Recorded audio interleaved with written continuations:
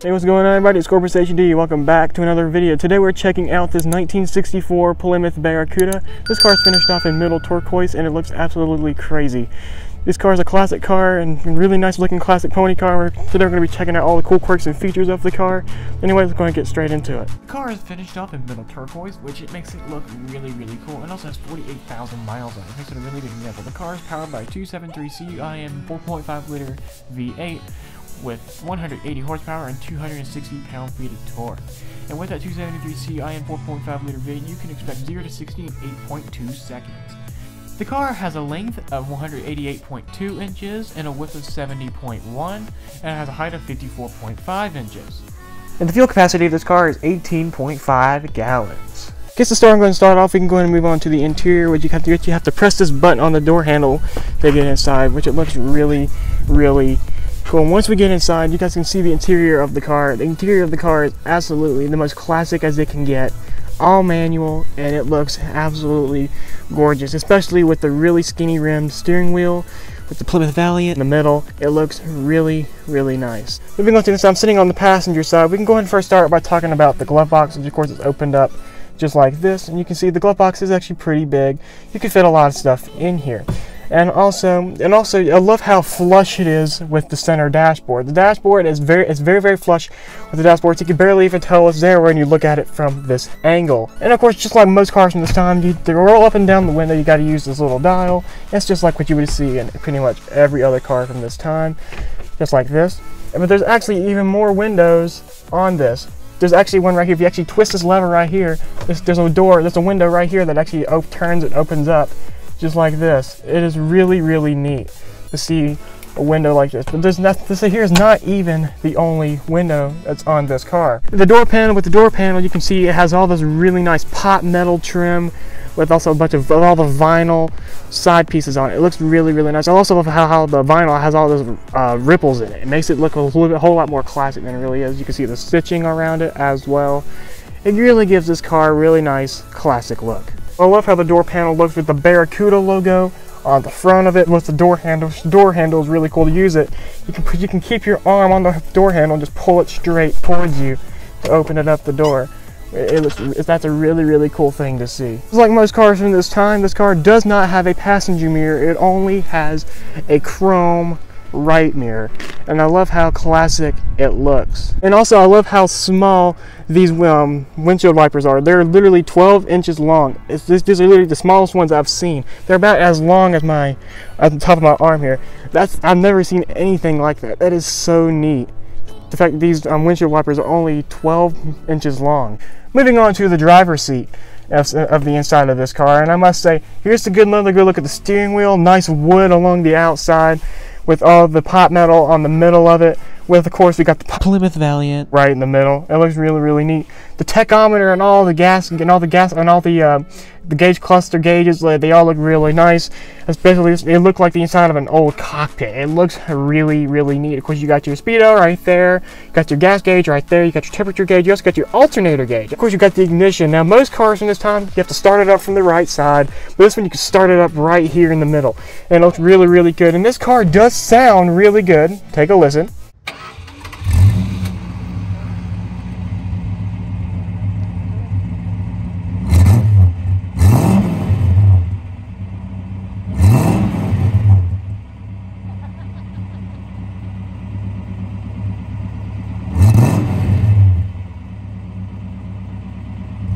Another thing that most people probably didn't know about this car is that there's no glove box in the center. Like, there's no center control stack in the center of this car, which means there's also no gear levers. So how do you change the gears?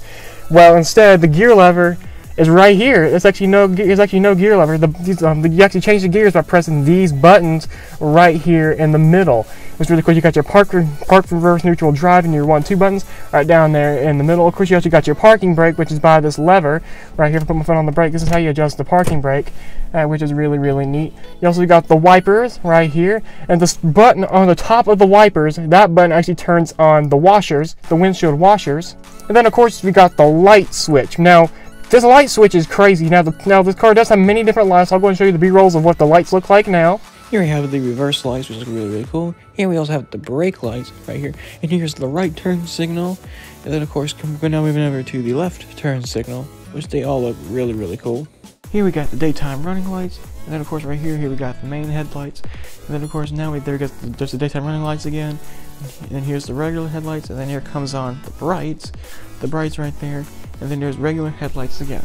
And there's the lights. And also, crazy thing is, here's the turn signal sockets right here. I mean, that's like what you would expect from every car. But the turn signal light is actually right here. Whenever the turn signal's on, the green light turns on the inside of this thing that says turn on it, which is really, really neat. And of course, let's talk about the radio station. Now, the radio system is really, really neat inside of this car. Now, the left one, that controls the volume. That's kind of obvious. And over here on the right side, that controls the station that you're on. And inside that switch, as you actually turn that lever, a little red light scrolls through the middle of it, which is really, really cool to see inside of a car like this. And of course, you got these buttons right down here, which these actually change the radio station as well. You can see as I press these buttons, they actually go to a specific radio station, which is really cool. And of course, we also got the sun visors, which they work just like any other regular sun visor that you would expect from a car. This is not too common. This is pretty common in today's cars. And then one cool thing about the rear mirror here, it actually says night and day on it. Now, this here is actually turn on the dimmers. You turn it to the left, and of course that puts it in the night version, as you can see. And then pointing upwards is in the night version. Now we go down to day, and then it moves over to the day section. Then of course, right down here. This here is actually where all the air can come out into the cabin. This here is where all of the air comes out into the cabin, which is really, really cool. It all comes out through this little tiny pocket with that you have to twitch a lever and open it up, just like that, which is really, really neat. And right here, this here is actually the ashtray. So you push, what you got to do is you got to push it down pretty hard, but you got to push down at the bottom, and then the ashtray pops out. Just like that, which is really cool. And speaking of the ashtray, we got to talk about the cigarette lighter.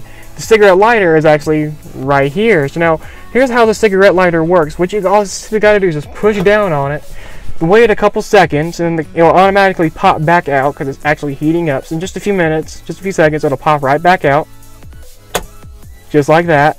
And now you can actually pull this out, and then the cigarette lighter is already preheated. Already for you, which is really, really cool, and it looks just like any other one that you would expect to see. That's just like any other typical cigarette lighter. And then of course here is all of the climate control. Push it closer in, and that's cold air. And you push it farther out, that's more warmer air. So you can actually adjust these dials just like this. And this here is for the cold and hotter, warmer air. This here is actually for the windshield defroster. Pull this out, now you get accesses the windshield defroster. And then, unlike all modern cars, we actually have a switch. And usually to put down the back seat, the front seats, there's usually a switch right here that you got to push down to do it. But now this car doesn't have it. It's automatically accessible. So you're able to go ahead and straight away put down the seats, which is really cool. And then we can get into the back seats. Now we're in the back seats of this car, and I must say the back seats of this car is pretty roomy. As you see, I got plenty of headroom. I got plenty of headroom back here. Knee room is a little bit of a challenge. You see, my knees are against the seat, but that's not too bad. I'm able to actually fit comfortably back here, and it's just like that's good. Of course, you also got your coat hooks right up here as well. And here, there's actually another armrest, but this one actually has a ashtray actually put on top of it, which is really cool. And another really cool thing is, talking about the third windows, but there's actually, this window here can actually be rolled down as well by a separate dial. As you can see, as I roll this down, you can roll down this window right here as well. All three of these windows have some sort of way of being opened up.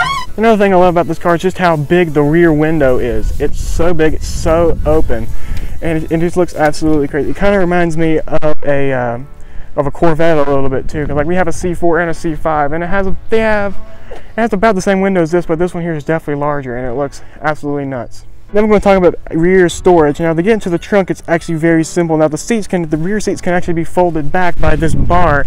The back seats are able to be folded down. You got to pull it pretty far up, and the seats can actually be folded down. And as you can see, with the seats folded down, you actually have a whole lot more storage back here. and it looks pretty neat. Now we move on to the trunk. So now with this panel up, you can actually see the trunk is actually pretty simple. And there, now the reason I'm holding it up is because it's actually a two-hand job to actually take down these clips, and so with my phone in my hand I won't be able to do it. But this is what it looks like with the panel up, and as you can see, it's just like about the size of a regular trunk. But then this panel can actually be lifted down by pulling these two pins. You guys simply just pull them straight down. Both pins down like this, and then this panel down here will lift down. As you can see, this increases the rear seat storage even more. It's absolutely nuts how much more storage is inside of this car once you put this down. And one interesting thing is, this right here is where the fuel goes into the fuel tank. The fuel actually runs right through the trunk, right through here, which is what the owner told me. It looks really neat. Talking about the fuel, of course, the gas cap looks just like any other gas cap. I'm not really going to go into the gas cap, but I do love this cool design that's on top of the gas cap. It's really neat. And so that's the 1964 Plymouth Barracuda, and now it's time to get it out on the road and see how it drives. Alright, so now we're taking a ride in the Plymouth Barracuda. So now I got the owner here. I'm going to be asking him questions about the car. He'll try his best to answer them on camera. So how's the handling like? It's not the same as a brand new car, but considering it's better than 50 years old, it handles pretty well. We do take it out on the highway. We'll hit speeds of 70 miles an hour. We're good. So how has maintenance been? I know older cars, they can be a little bit of a hassle to maintain. So how's the maintenance been? Has it been too easy, or has it been? It's been really easy, but since we bought the car 14 years ago, we've probably put 2,500 miles on it, and that's it. I've done a little bit of work to it. I've converted the front to disc brakes. That took me a couple days to do, and it's basically the only thing I've had to do on my own. It is what it is as it came out in 1964. So now most people are going to be wondering how much, if you're going to try to find one of these to try to buy, how much would you think you'd have to pay for one of these, you think? Today's market, they'll go anywhere from about $15,000 to $25,000. If it's the Elegance, it will go for more money. Considered to be very good. I have it insured for $20,000. That's pretty good for a car like this. I think so. Yeah, that's about the same price as a new Corvette from its time. So now whenever it gets straightened up, I do want to talk about acceleration.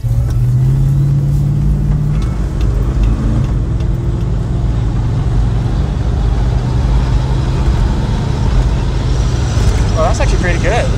That's 55 miles an hour. We'll bring it back down to the speed we're on. This is typical of the Chrysler product back in the 60s. They always had vent window leaks. Anybody my age or been around them, they'll smile at you and say, yeah.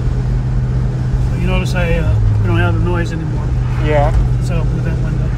So you told me that you put disc brakes on it. So how's that been? It's been very good. This car came equipped with 9-inch drums all the way around from the factory with 13-inch tires. Oh. So when I made the switch from a drum brake on the front to a disc brake on the front, I have gone to 15-inch tires all the way around on the car. Take it right up here. Improve the handling of it, the stopping of it. One of the reasons my wife finally let me do this is we were part of a cruise and we were behind the new CO5 at the time, and we were doing 50 miles an hour, and all of a sudden he came to a stop, and it took everything I had, and I still probably wound up stopping about 3 or 4 inches from his rear bumper. So then she looked at me and she said, yes, you can put disc brakes on the car now. My first impressions with it, though, I love how smooth it is. It's a really smooth car to ride in. I mean, it's nice and smooth. This feels about like our C5 Corvette. I'm going to say it's about like we have a C5, and it feels about like that. Yeah, I had to put air shocks in the back. I do have a gas shock on the front. I won't mention its name because before long I'm going to go to a different shock because the shock that's on here in the front is too stiff. So if you notice, we go down the road, you can feel a little stiffness coming from the front end. Yeah. So they do make a truly adjustable shock. And my advice to anybody who decides they're going to put an adjustable shock on, make sure that the adjustment is on the bottom of the shock so you can physically adjust the shock to what type of ride you like, not just go by what the company says, oh, it's an adjustable shock. This shock company says, well, it's adjustable to the ride of the car. Not true. So make sure you get something that you can physically adjust. And so that is the 1964 Plymouth Barracuda. So now this car is absolutely incredible for what you have to pay for it.